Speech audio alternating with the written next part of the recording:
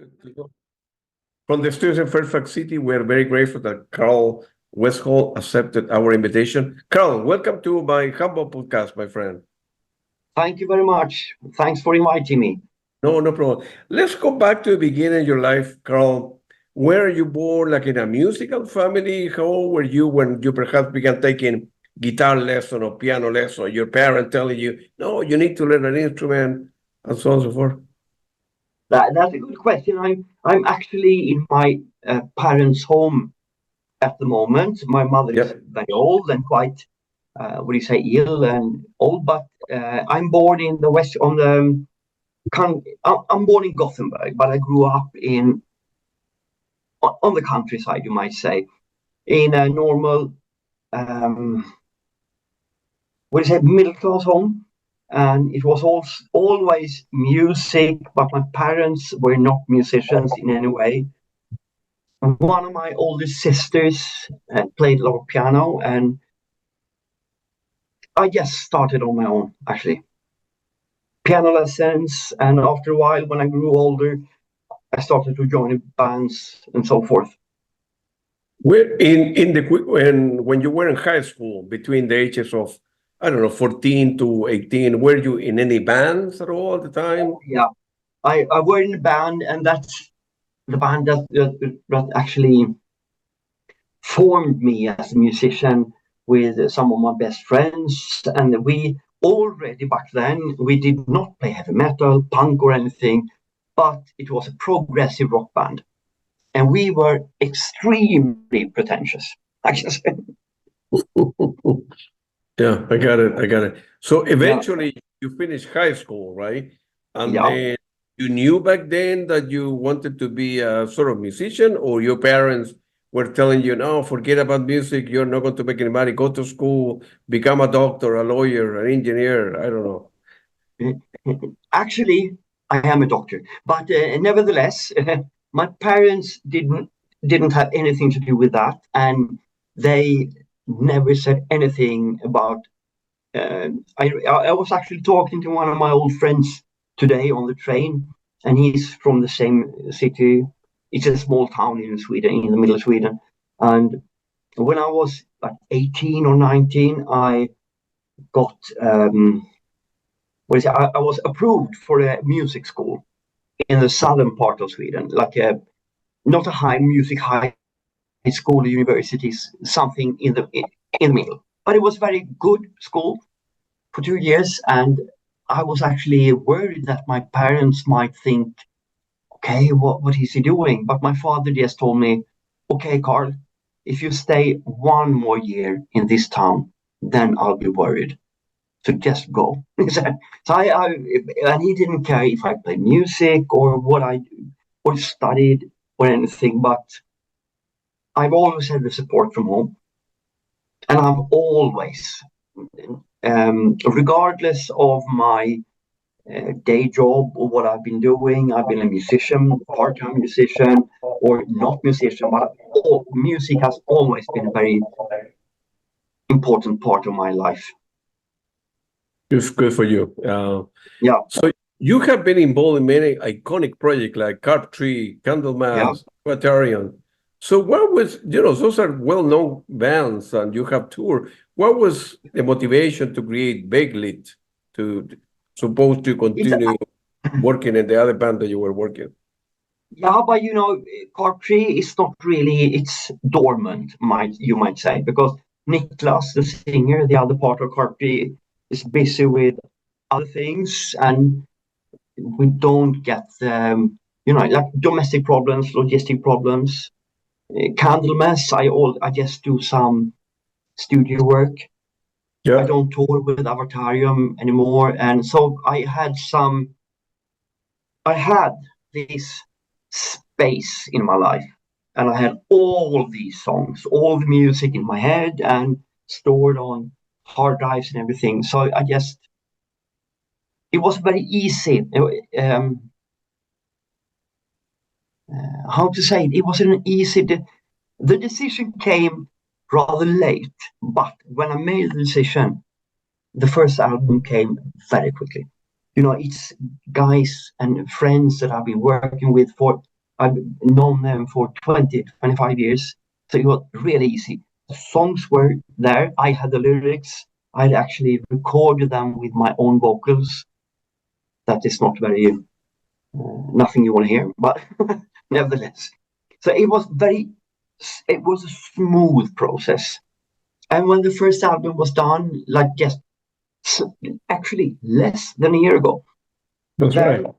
Yeah, and then I said, yeah, I have more songs, guys. What do you say?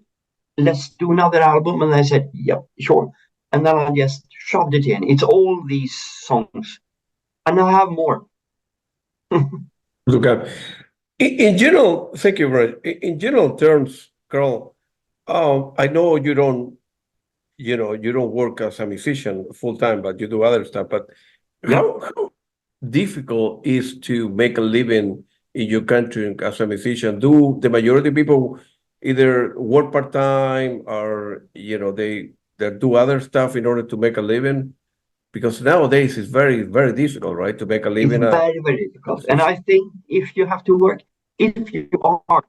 as a musician, you need to play music that other people tell you to play.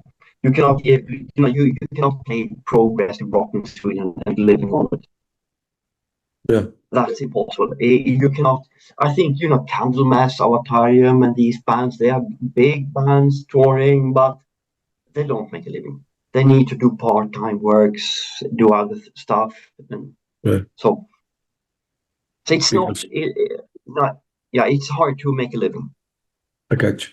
And then do you go to, when releasing the albums, you go to a record label? You do it on your own? It's easier to get a record label deal, or in general? That's that's a delicate question, Claudio, because it has to do with I've been in a mood the last years. I'm 57 years old. I've been in the record industry. I have a day job and everything, but I understood, like, I think it was 2 years ago when I decided to release the first Bakelit album, that I will quit asking people. You understand? Sure. So the answer to your question is no, I don't have a record label. I do it on my own because I cannot. I am too old. I'm too, what do you say? I've done that. And the musicians I ask, there have been others around, and I tell them, can you please participate on this album? And they sometimes they say, yeah, but they do not do anything. And then I don't remind them because I'm too old to remind people. I'm too old to beg for a record contract. So I have my own label. Yeah. That way you have complete control and you don't have to depend on other people, other favors. Yeah. I have, so to speak, I have excluded all the bad things that I had earlier to deal with the record label and do. So I excluded that, and now I focus on doing music with friends that I rely on, good guys. So yeah. Was it a reasonable answer to your question? It was, yeah, absolutely, yeah. Plus the other pressure, sometimes a record label will say, yeah, but they will ask you, okay, you need to change this, you need to change that. We want that type of music, that type of tempo. We don't like the lyrics of the song, blah, blah. So eventually it becomes a different record, another record that you were planning on releasing, right? So are plus and cons, I suppose, right? So yeah, it's pros and cons, but I am independent. Yeah, much better. Yeah, it's better. But one thing, and I suppose you've noticed that is very sad, but it's also, what are you saying? I don't have a physical copy of the album. Yeah. Wow. And that is, I can say it's very sad, but I know when I print a vinyl, when I print a CD that I've done with other bands, it's a lot of work. It's a lot of hassle. It's a lot of money, and I have the records unsold. I have to go to the post office in Sweden. and they are always really hassling about, you have to pay toll, you have to pay this, you have to print this. So I just excluded that. But that's like yesterday, we had a release party, listening to the album, and I did not have a physical copy to holding. That's sad. Yeah, and when you say you only have like equivalent of MP3 or waveform, right? So yeah, instead of having a CD or a vinyl or master, gotcha. Yeah. So nowadays society, it's not my case because I buy a lot of music. I like physical things, but society nowadays is going that way. Fewer and fewer people are buying CDs and I'm buying vinyl, and you say, well, I did a batch of 200, right? I end up selling 50 or whatever. What do I do with the rest? I already invest money to do it, right? So it's not that easy answer, right? So and actually, of course, I'm hoping that we might tour someday, but as long as we don't have any tour dates, it's suicide to print a CD in Sweden because no one in Sweden buys CDs anymore. I think people in South America, Spain, Italy, buy CDs, Germany, but in Sweden, that market is dead, I can say. But vinyls is coming, of course, but it's a lot of logistics about it when you're sending it. So this is a 100% digital release, and it makes me sad. But it's also in the same at the same moment, it makes me relieved of all the hassle with the physical copies. No, I completely agree with you. But it's sad. I would really like to have, because I like the artwork and I like it, but it's how it is. That's the reality of the world, right? So, and that's unfortunate. That's the way. The album "Asleep or Insane" that was released November 24th, 2024, actually less than a year ago, and then you put the second album together. Wow, good for you. What's the meaning of the "Asleep or Insane"? There gotta be a meaningful idea behind the title, because I don't think people it was an accident. They gotta inside your head. You say, "Well, I'm thinking about this. My album is going to be something like that." So I need to cut a with a catchy title. And the lyrics of the last album now, Drowning, it's a bit more also lyrics for the first album, like Asleep or Insane, and I think most of the lyrics of Bakelit, they are my lyrics in the first place. I didn't used to write so much lyrics earlier, but I think it refers to myself, what goes on in my head when I really don't know if I'm asleep or not. It can be a afternoon nap, what happens with your thoughts. And then you suddenly wake up and what did I think of? Am I insane or was I asleep? Can you see what I say? It's because I think everyone is slightly insane the seconds when you're falling to sleep.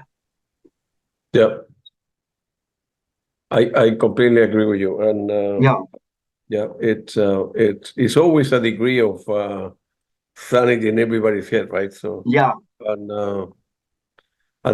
so I completely agree with you. What was the reception of the album "Asleep and Insane," and then how does it feel for you for this project to come to life? Because you have ideas in your head. I would like to do something, and then a year later or whatever, something is done.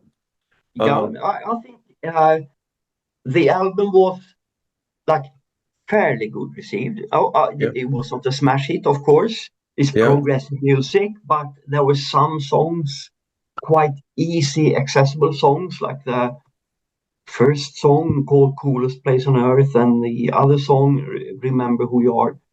And it was fairly well received, I can say.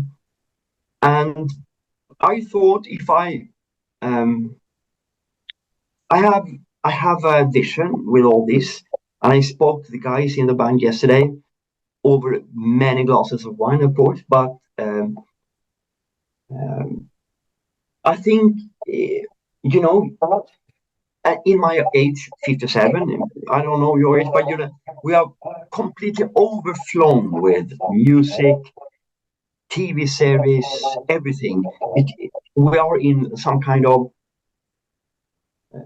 storm of impressions and everything. And so that's why I thought, okay, let's exclude every bad things about doing music and just do it easy, smooth, and release one album every year. So I actually have a plan to do another album for next fall. Got it. I got That's it. what I hope. I can't promise you, but I hope so. Yeah. And then maybe it's not a good answer to your question. I don't know, but no, you did actually, because progressive rock, progressive music in general, it's like a niche, right? So it's yeah, a subset of a subset, right? So any band can release a great record, but some radio station may not want to play. And in your case, you don't like to have CDs or vinyl, so it's like a word of mouth. And some people like to tour a little bit, some people don't. So how people over the world get to know your music? Let's say. no, I really just hope that my name, as you said, I've been involved in a lot of earlier, like Carptree, Krux, Avatarium, Candlemass, Jupiter Society, and all these other projects. And I just hope that with social media, I can reach some of those.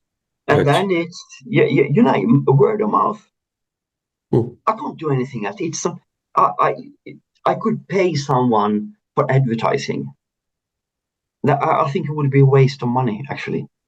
I think advertising is, no one sees it. You just click it away.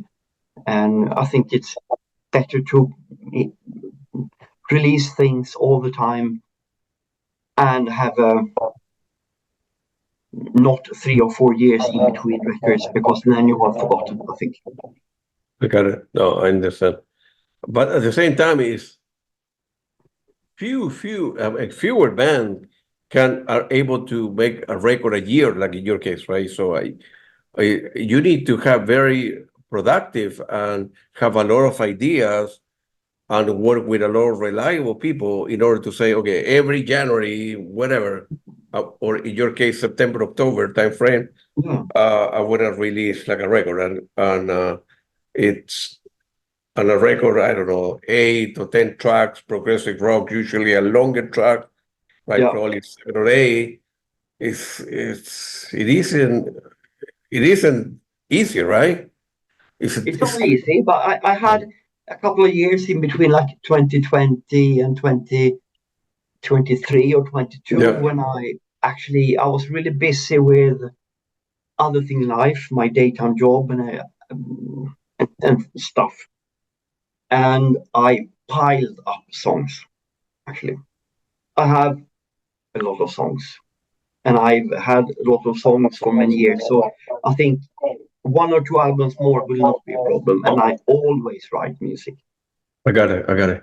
So you're always, how the ideas come to you when you say you always, I don't know, 3 times a week or during the weekend, you go to your piano, you go to the keyboard, with the guitar, and then you're always recording, whether you end up using it or not, you always That's a good question, because I note on small papers, or I record on my telephone when I play the acoustic piano.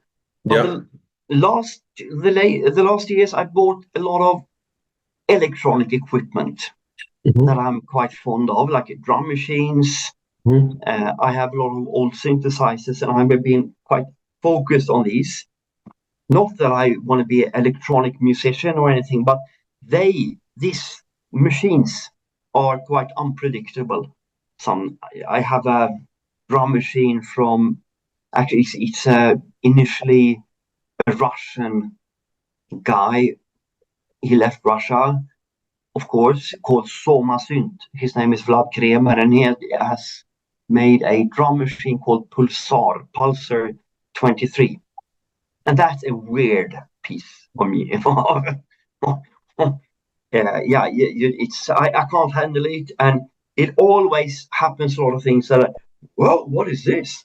And I have no control, and I love it because it's like jamming with another musician that do something I'm not. So actually, for these albums, I have used these weird electronic instruments for like a jam session, you might say. Yeah. And of course, I play piano a lot. I have a piano in the middle of my apartment, and I sit there and I sing or do something, and then I record it on my telephone.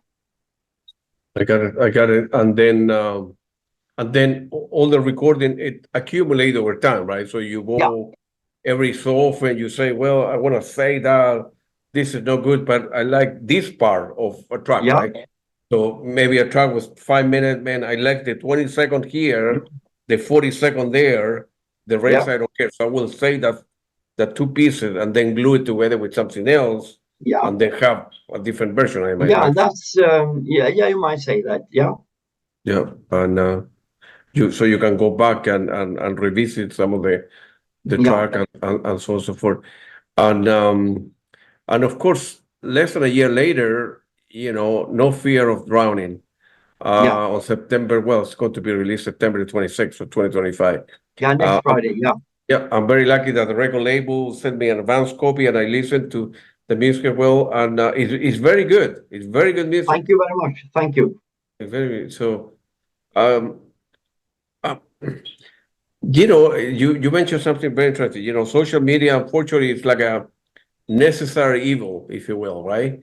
You need to have it, but whether you spend an hour every night, you go to work in the morning, and then you come back home, you're tired, and you need to reply email, and somebody ask you, people like me asking you, hey, let's do an interview, and so forth. So it's like it's necessary. But the latest album is very, very good. I'm very, very happy. I'm really happy to hear that. No, I do. I'm happy with the album, and I'm really glad you say that. Yeah, thank you very much. And I listened to album like 5 times in the last week or so, and every time that I listen to, it's like a cake, if you will, with different layers. See, I listen to the way I comprehend music. I listen to the whole thing, right? And then I take individual tracks, right? Track number, I don't in order, right? Track 2 and track 6, right? And then I since I'm an engineer, I can't help it that I analyze stuff. My opinion that I have of the album the first time versus the fourth time, the fifth time, is very different because then I began putting attention to all the instrument every track, right? And the rhythm and the tempo and how you synchronize different instrument and so forth. And it's like a cake, as I say, with a lot of different layers.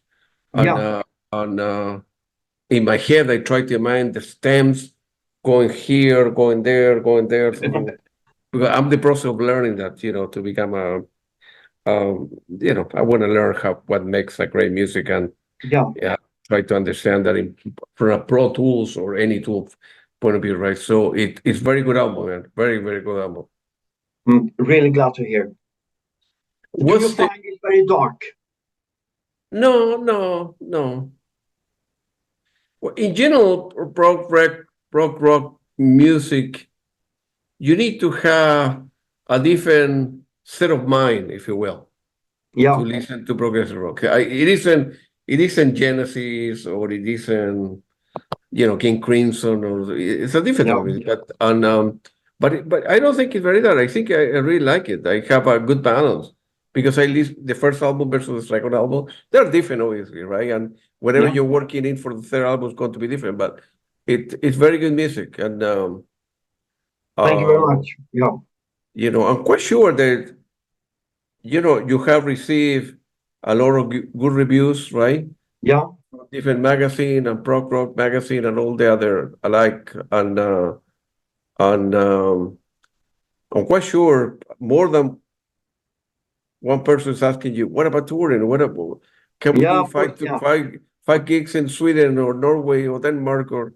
I would love to tour, and all the guys in the band are really good musicians.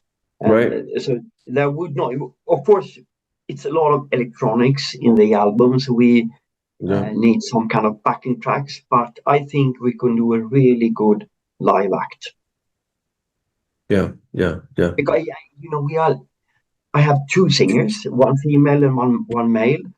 And the guy that sings, Øyvind, he's very good at playing guitar. I sing quite a lot, and the drummer singer as well. So we could be, I think we could do a really, really good live act, actually. Yeah. And in terms of the lyrics, I realize now that you mentioned that before, that for you, try to understand the human psyche, it's important. Yeah. Of course, and that is reflected on the lyrics, that reflect in the instrument that you play, or the keyboard or guitar, playing the guitar in certain ways, or playing keyboard in certain ways, but it's a very, very good album, and I'm glad that was well received in your country as well, because at least here in the United States, people will like that kind of music. And is it hard for when you have 10 tracks, right, out of music, and you say, well, I want to pick the best 6, right? How you in your head? How do you go? What's the process of elimination? Say, well, no, this is too dark, this is too soft, that doesn't go with the album. How you end up selecting out of the 10 the best 6 or so? It's as I told you, I always have music coming. It's like you might. It's like all the songs are like. How could I describe it? They are like evolving themselves, and I always have a lot of songs, and they are evolving, and then I can see this one will be good, that one will be good, this one I will save for later. And actually, this album and the earlier album was half of the songs were actually from the beginning meant to be instrumental. It's hard to believe now. And because I don't really rely on myself as a lead singer, I was using a lot of vocoder. And I was singing a bit. And then I thought the songs didn't live for themselves. I couldn't do it. And then I thought that, okay, I do them with my friends. And I didn't re-record it, but I recomposed them somehow. I said, okay, this song that I have liked, I've had it for like a couple of years and thinking about it. I do it with Øyvind, Sia on the vocals, and a guitar player, a drummer, and then they just fell into something perfect. The song existed. I didn't have to do much. Good. And in this case, with this album, it's really because in the first place, I said, okay, let's record 4 songs, I said. And we recorded 4 songs, and they were really, really good. It was like the first 2 of the album, by the way. And then I had some more, and then I said, let's say we just tried 2 of the others. And we tried 2 of the others, and they just... I didn't exclude anyone in this for this album, actually. But, of course, I have a lot of other ideas. And then I said, okay, we have 6 songs, and they're quite long. And if I, in the future, want to do a vinyl copy, I think, is it like 41 minutes, the album, or something? Do you know? It's around there. Yeah, it's around there. Yeah, it's around. It's a perfect time for a vinyl. 6 fairly long songs. And I thought, hey, guys, we have an album. Yeah, we have an album. So it was just, and then we released it. And actually, I do this on my own very much, but I involve the other somehow. But and they have input and everything, but of course it's my project. Yeah, got it. Right. Yeah, that does not mean that they are not important or that I don't appreciate what they do, but in order to make first an album and then less than a year release album number 2, you cannot have democracy. Do you understand me? And I don't mean that as I don't want to sound like eventually dictator, somebody need to make the decision, right? So you can, as a democratic group, you accept idea. Johnny tell you this, Peter telling you, Mary's telling you this, but eventually, right, somebody to make the decision and say, I agree, I disagree. Okay, let's take that into account, and then eventually you need to release. Otherwise, it will take months, right? And I think the others are more or less happy. Some of them would, and I say, I send you a song and you have 48 hours to react. If I don't hear anything in 48 hours, then I assume you consent. That's right. Yeah. And but the lead singer, the male lead singer, he sang about the first single from the underground. He said, "Carl, I have an idea about the vocals and lyrics. Please let me try it." And I say, "Fine, you can do it, no problem." But if he was really quick, but like calling me like 4 weeks after I sent out the song, then it's I've completed. No, of course. Yeah. So it's not really democracy, but it's just for the efficiency. Because if everybody has to say that and we have to try everything, then it would take 2 years or 3 years. Yeah. No, I understand. You mentioned before that you are hopefully for 2024, I'm sorry, 2026. Yeah. To release a third album, like we make it, trilogy, if you will, right? It might be. I can't promise you that. because now the last month, I made the master in July, and August and September has been really busy with everything, administration with the label, and my day job and my family, as I am now on the countryside with my old mother and everything. But like in a week or two, after Friday when the release is, then I will see what I can do. And I would be surprised if I do not release another album next fall. If I know myself. But it might be things that come in the way, and so I can't promise anything, but I hope so. Yeah, especially do you like this time of the year, September, October? So it's just a coincidence. It's just a coincidence. Just because it just as it happened the first time. It was because in Sweden, it probably is the same in the States, but in Sweden, everything closes down during the summer. And I had an idea about releasing singles with 4 weeks in between. But now I've skipped that. I released a single with just, I think, 10 days in between or something. Yeah, gotcha. Yeah, I think I have seen some videos. Now they're very dreamy, surreal in many ways. How important is for you the visual aspect of your music and the visual aspect of Bakelit? Because some bands put a lot of effort into creating a video. Some bands do not. They say, no, just release the music. We don't have the time, the budget, the energy to create a great video. But in your case, you try to do both. So the visual aspects are very important to you as well. Yeah, I think it's important. As you say, they are really surrealistic, and they are like dreamy. But still, I have not made any full song videos. Because in my experience these days, mostly with younger people, no one listen to a full video. Like the first single is almost 8 minutes. Who would listen and look at the video for 8 minutes? So I decided to make a lot of shorts, like 35 seconds, 40 seconds. So, And I think today we released the 7th short video. And Friday we will release the 8th. I can't say that in Swedish. It's hard. The 8th. It's good. Yeah. Yeah,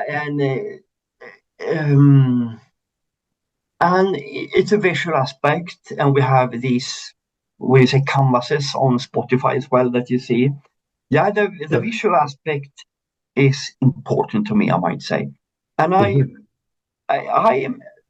would be glad if people would like to see a full-length video, but I think the shorts or reels, or what you call it on social medias, is we reach more people this way. To release on Facebook, Instagram, 30 seconds, 35 seconds, and it's a lot of impressions.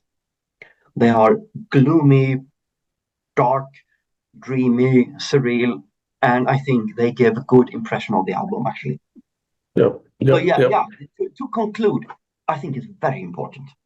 I would not like to have me playing the piano or any. I like this dreamy aspect of it. Yeah, gotcha. What's your take on streaming and Spotify, which in many ways is like a ripoff for artists, right? Versus Bandcamp, the musician get 90% of the profit, and only Bandcamp take only 10%. What's the trade-off? On one hand, for me, and I've been cynic here, it's a great tool because I pay $10 a month, right?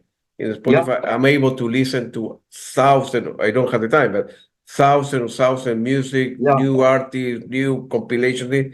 But the artist, on the other side, on your side, you don't make any money, right? Claudio's getting a lot of stuff for free for many bands, right? What's the balance there? What? It's hard for me to say, and I think it's easy. Let's put it this way: I have the privilege of not having to pay my rent with money from music. That's good. Okay, guys. And that means that I can be upset, I can be sad about the music industry, but still I don't have to care. I can just release it. Yeah, Spotify, of course, they don't pay me anything. It's $0.6 every stream or something like that.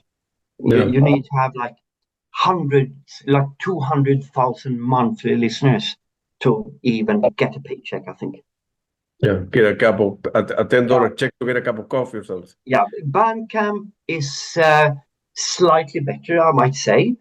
Yeah, Bandcamp has been like a dark horse in this, and in periods, Bandcamp has been considered as in Sweden, I might say, or perhaps Scandinavia, like a demo band platform.